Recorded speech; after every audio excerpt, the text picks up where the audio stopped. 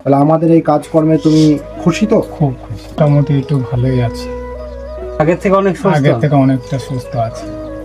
একটা ব্যবসা, ছোট মোটো ব্যবসা করে খেতে চাই, এইভাবে আর কদিন চলবে। এখন সুস্থ আছি বেশ, তোমরা একটু আমার পাশে থেকো।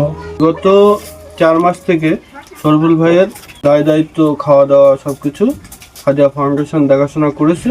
আর প্লাস তোমরা যারা দেখছো ভিডিওটা, তোমরা চাইবে যে তাকে কিছু কিছু করে হেল্প করে খাওয়ার একটা রাস্তা দেখিয়ে দিতে। আমাদের হাদিয়া ফাউন্ডেশনের তরফ থেকে সমীর হোসেন মণ্ডল এবং জমির উদ্দিন মণ্ডল ছোট্ট হাদিয়াটি শরীফুল ভাইয়ের হাতে তুলে দেয়।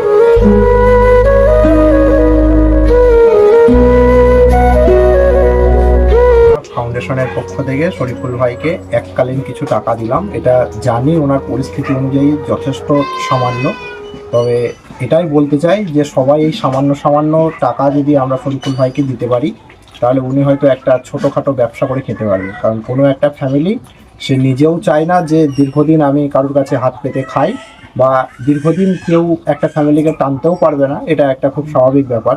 তবে আমরা যাতে এককালীন কোনো টাকা দিয়ে ওনাকে সাপোর্ট দিয়ে দাঁড় করিয়ে দিতে পারি, সেটা যাতে সবাই খেয়াল রাখবো, এইটুকুই বলার।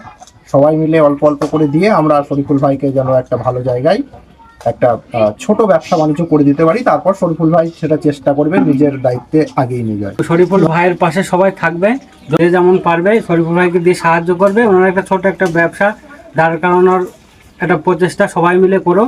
আমরা যতটা পারলাম হাদিয়া ফাউন্ডেশনের তরফ থেকে আজকে দিয়ে গেলাম। আপাতত এই পর্যন্তই হাদিয়া ফাউন্ডেশনের সঙ্গে শরীফুল ভাইয়ের পথ চলা। আগামী দিনে আমরা অন্য এক পরিবারের সঙ্গে আপনাদের সঙ্গে দেখা হবে। সবাই আমাদের পাশে থেকো, সবাই সুস্থ থেকো, ভালো থেকো, সবাইয়ের মঙ্গল কামনা করে